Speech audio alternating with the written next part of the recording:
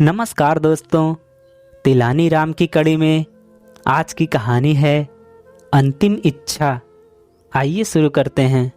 समय के साथ साथ राजा कृष्णदेव राय की माता बहुत वृद्ध हो गई थी। एक बार वह बहुत बीमार पड़ गई। उन्हें लगा कि अब वे शीघ्र ही मर जाएंगी।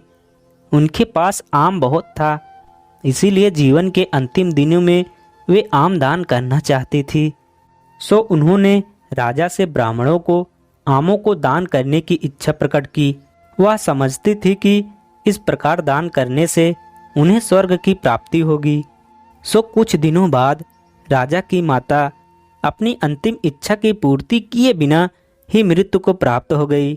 उनकी मृत्यु के बाद राजा ने सभी विद्वान ब्राह्मणों को बुलाया और अपनी माँ की अंतिम अपूर्ण इच्छा के बारे में बताया। कुछ देर तक चुप रहने के पश्चात ब्राह्मण बोले, यह तो बहुत ही बुरा हुआ महाराज। अंतिम इच्छा के पूरा न होने की दशा में तो उन्हें मुक्ति ही नहीं मिल सकती। वे प्रेत योनि में भटकती रहेंगी। महाराज, आपको उनकी आत्मा की शांति का उपाय करना चाहिए। तब महाराज ने उनसे अपनी माता की अंतिम इच्छा की पूर्ति का उपाय पूछा। ब्राह्मण बोले, उनकी आत्मा की शांति के लिए आपको उनकी पूर्ण तिथि पर सोने के आमों का दान करना पड़ेगा। अतः राजा ने माँ की पूर्ण तिथि पर कुछ ब्राह्मणों को भोजन के लिए बुलाया और प्रत्येक को सोने से बने आम दान में दिए। जब तेनालीराम को यह पता चला तो वह तुरंत समझ गया कि ब्राह्मण लोग राजा की सरलता तथा भोलेपन का लाभ उठा रहे हैं। सो उसने उन ब्राह्मणों को पाठ पढ़ाने की एक योजना बनाई। अगले दिन तेनालीराम ने ब्राह्मणों को निमंत्रण पत्र भेजा। उसमें लिखा था कि तेनालीराम भी अपनी माता की पूर्ण तिथि पर दान करना चाहता है, क्योंकि वह भी अपनी एक अधूरी इच्छा लेकर मरी थी। जब से उसे पता चला है कि उसकी माँ की अंतिम इच्छा पूरी न होने के कारण प्रेत योनि में भटक रही होंगी, वह बहुत ही दुखी है और चाहता है कि जल्दी उसकी माँ की आत्मा को शांति मिले। ब्राह्मणों ने सोचा कि तेनालीराम के घर से भी बहुत अधिक दान मिलेगा, क्योंकि वह शाही विदूषक हैं। सभी ब्राह्मण निश्चित दिन तेनालीराम के घर पहुंच गए। ब्राह्मणों को स्वादिष्ट भोजन परोसा गया। भोजन करने के पश्चात सभी दान मिलने की प्रतीक्षा करने लगे। तभी उन्होंने देखा कि तेनालीराम लोहे के सलाखों को आग में गर्म कर रहा है। पूछने पर तेनालीराम बोला, मेरी माँ फोड़े के दर्द से परेशान थी। मृत्यु के समय उन्हें बहुत तेज दर्द हो रहा था। इससे पहले कि मैं गर्म सलाखों से उनकी सिकाई करता, वह मर चुकी थी।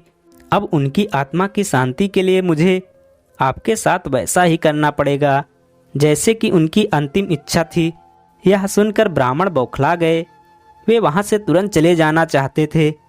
वे गुस्से में तेनालीराम से बोले कि हमें गर्म सलाखों से दागने पर तुम्हारी माँ की आत्मा को शांति मिलेगी नहीं। महाशय, मैं झूठ नहीं बोल रहा। यदि सोने के आम दान देने से महाराज की माँ की आत्मा को स्वर्ग में शांति मिल सकती है, तो मैं अपनी माँ की अंतिम इच्छा क्यों नहीं पूरी कर सकता। यह सुनते ही सभी ब्राह्मण समझ गए कि तेनालीराम क्या कहना चाहता है। वह बोले, तेनालीराम, हमें क्षमा करो। हम वे सोने के आम तुम्हें दे रहे हैं, बस तुम हमें जाने दो। तेनालीराम ने सोने के आम लेकर ब्राह्मणों को जाने दिया, परंतु एक लालची ब्राह्मण ने सारी बात राजा को जाकर बता दी। यह सुनकर राजा क्रोधित हो गए और उन्होंने तेनालीराम को बुलाया। वे बोले, तेनालीराम, यदि तुम्हें सोने के आम चाहिए थे तो मुझसे मांग लेते। तुम इतने लालची कैसे हो गए कि तुमने ब्राह्मणों से सोने के आम ले लिए। महाराज, मैं लालची नहीं हूँ, अपितु मैं तो उनकी लालच की प्रवृत्ति को रोक रहा था। यदि वे आपकी माँ की पूर्ण तिथि पर सोने के आम ग्रहण कर सकते हैं तो मेरी माँ की पूर्ण तिथि पर लोहे की गर्म सलाखें क्यों नहीं झेल सकते। राजा तेनालीराम की बातों का अर्थ समझ गए। उन्होंने ब्राह्मणों को बुलाया और उन्हें भविष्य में लालच त्यागने को कहा। धन्यवाद।